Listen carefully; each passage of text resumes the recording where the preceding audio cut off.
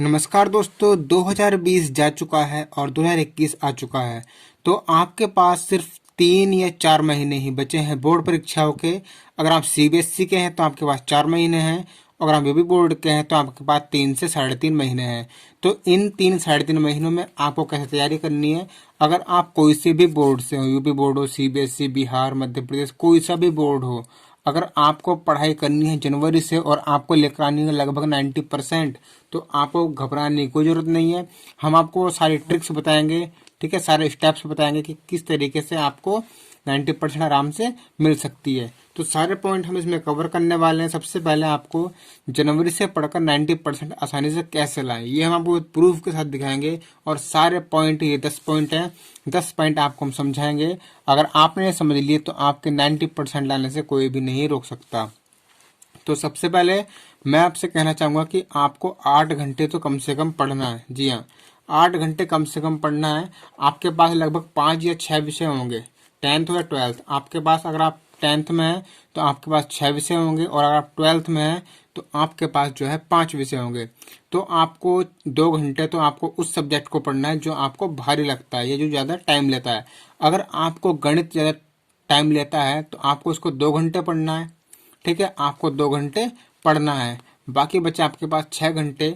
उन 6 घंटे में आप कुछ भी पढ़ सकते हो। दूसरी बात, आपको लगभग बस 7 घंटे सोना है, ठीक है। 7 घंटे से ज़्यादा आपको नहीं सोना है, क्योंकि 7 घंटे जो है वो एक बिल्कुल भी नॉर्मल टाइम है सोने का, ना कम है ना ज़्यादा। 7 घंटे आपको सोना है। 7 में आप 7.5 कर सकते हो बस, तो 7 घंटे ज़्यादा नहीं सोना है। और आप चाहे सुबह पढ़ो या शाम या रात में, कभी ही पढ़ो, इससे कोई फर्क नहीं पड़ता। नंबर 1 की बात आती है सेल्फ स्टडी। सेल्फ स्टडी मतलब खुद से पढ़ना है। आपको कोचिंग और स्कूल पर अब ज़्यादा ध्यान नहीं देना है। कोचिंग और स्कूल का टाइम चला गया, आपके पास सिर्फ 2 या 3 महीने बचे हुए हैं।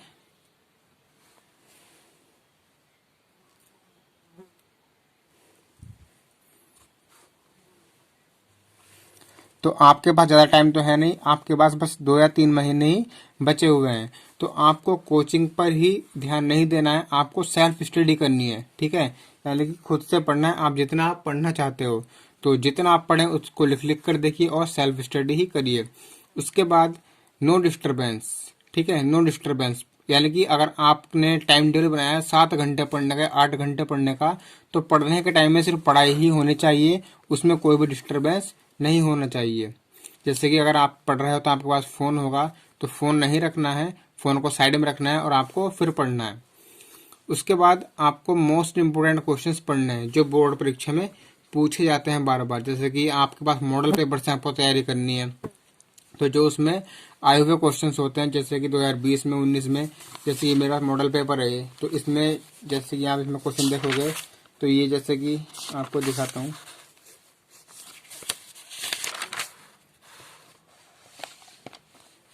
जैसे ये क्वेश्चन है तो 2020 में आया हुआ है, तो आपको जो बोर्ड में आए हुए क्वेश्चन है आपको वैसे ही पढ़ने हैं। और अगर आपको टाइम बचता है तो फिर आपको बाद में पढ़ने हैं जो बोर्ड में नहीं आए हुए हैं, तो आपको वही पढ़ने हैं।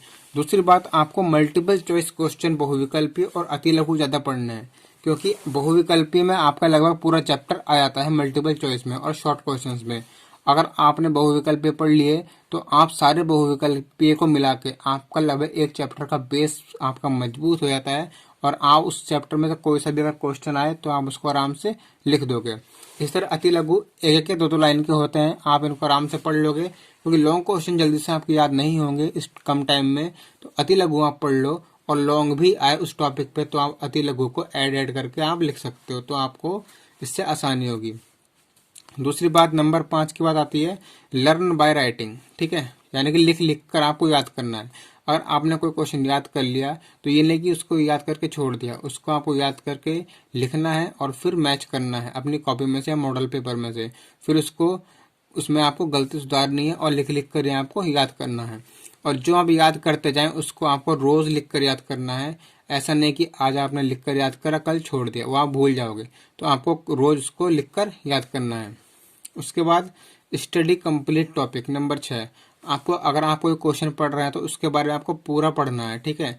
जैसे आप इंग्लिश में पढ़ रहे हो, जैसे आपने इंग्लिश में इंडायरेक्ट पढ़ लिया, या विज्ञान में आपने धारा पढ़ ली, तो धारा के बारे में आपको सब कुछ पढ़ना है। धारा के सब इसके सूत्र वगैरह, इस पर आधारित न्यूमेरिकल सवाल सब कुछ पढ़ना है, क्योंकि एक टॉपिक से कुछ भी आ सकता है। उसके बाद नंबर 7, इम्प्रूव हैंड राइटिंग। आपको अपनी जो राइटिंग है वो आपको बहुत ही साफ करके लिखनी है, क्योंकि कभी कभी गलती होती है, तो आपकी राइटिंग साफ होगी तो उसमें आपकी गलती छिप जाती है और एग्जामिनर नंबर नहीं काटता है।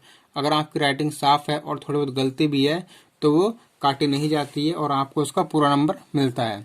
उसके बाद नंबर 8, रिवीजन रेगुलरली। आपको जो पीछे पढ़ रहे हो आपको उसका रिवीजन रेगुलरली करना है।